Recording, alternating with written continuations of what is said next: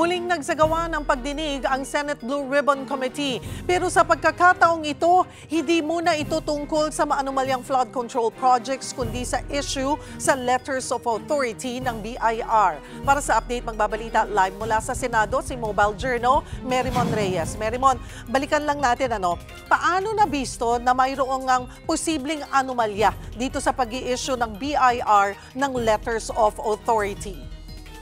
Cheryl, nitong November kasi nabuksan yung issue sa possible anomalies naman sa BIR nang sinabi naman ni Senator Erwin Tulfo at Senator JB Ejercito na marami ng small hanggang large o huge businessmen naman ang dumulog na sa kanilang opisina na may complaints kung saan even daw yung mga complying naman pagdating sa mga pagbabayad ng kanilang mga buwis, ini-issuehan daw nitong LOA at ginagamit daw ito umano para makapag-extort ng pera. Dahil dito, sabi ni Senator Erwin, parang bukod yata sa kasulukuyang binabantayan ng tao na maanumalyang flood control projects, may nabubuo rin daw o meron ng buong bagong skema o bagong racket sa loob naman ng BIR. Kaya ngayon, ito ay ni-refer sa Blue Ribbon Committee para mas patuloy na imbestigahan dahil nga posibleng may korupsyon na rin daw na nangyayari sa loob ng BIR na kailangan daw matugunan. Cheryl.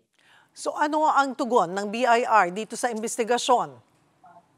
Cheryl, una nagbigay ng assurance si Finance Secretary Frederick Go pati si BIR Commissioner Charlito Mendoza na patuloy daw nila patitibayin, pag-iigtingin at iimbestigahan din daw nila internally yung sistema para masiguro na lahat na nasasangkot mula sa mga matataas, mga regional director hanggang daw sa mga field auditors, mga nag-i-inspection at nangongolekta rin ng tax, lalong-lalo na dito sa mga ito mananagutan. Dagdag din ni Commissioner Mendoza, pero din sila ginagawa ngayong portal para real-time mamomonitor na yung pag-i-issue ng mga LOA, pati ng mission orders. At ang sabi rin ngayon ni Commissioner Mendoza sa kasulukuyan kasi Cheryl, itong mga LOA, ang may absolute authority dito para makapag-issue daw talaga ay regional directors, kaya hindi na siya dumadaan sa commissioner o sa deputy commissioner. Kaya ngayon ang gagawin, bago mag-issue ng LOA o nung MO, yung mission order, kailangan may clearance na rin daw muna ito mula sa deputy commissioner o kaya sa commissioner kung saan kailangan ma-justify itong pag-i-issue ng LOA.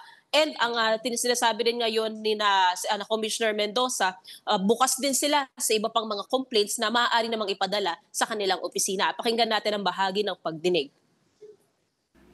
My first major directive as Secretary of Finance was the temporary suspension of all field audits and related operations effective immediately.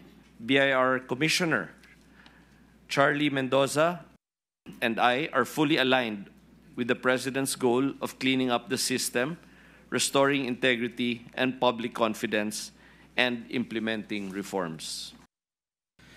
We from the BIR appear before you today with openness and humility to respond to and to clarify the issues that brought us here, and to listen, learn, and work with the Senate to strengthen our tax system.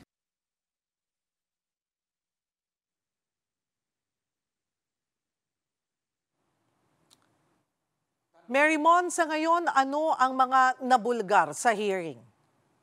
Cheryl, nabanggit ulit ang probinsya ng Bulacan kung saan sa impormasyon na nakuha ni Senator JB Ejercito, merong isang korporasyon naman sa Bulacan at ang sinasabi nila yung nangyari dito, it's extortion in the guise of compromise. Kung saan meron daw isang tax examiner umano na nag-alok ng mas mababang halaga para sa 30 million deficiency. Ang inalok daw in-offer is 1.2 million pesos na lang daw, 800,000 for the boys, quote-unquote, at 400,000 lang daw ang mapupunta sa resibo. Kaya dito sinasabi na may pagbubulsa raw, mas malaki na naman daw ang kickback na nakukuha mula doon sa koleksyon na ginawa. Meron din daw, isang sa Maynila naman, may isa rin daw BIR examiner na nag-offer din ng halagang 400,000 all-in na rin daw ito. At dahil hindi raw pumayag itong taxpayer o yung itong establishment, naglabas daw yung examiner ng assessment na abot ng 13 million pesos. Pero ang sales lang daw nung kumpanya na yun is around 12 million pesos lang. So mas malaki pa raw yung nagiging koleksyon kumpara doon sa sales na sinasabi dapat daw mas imbestigahan ng malalim.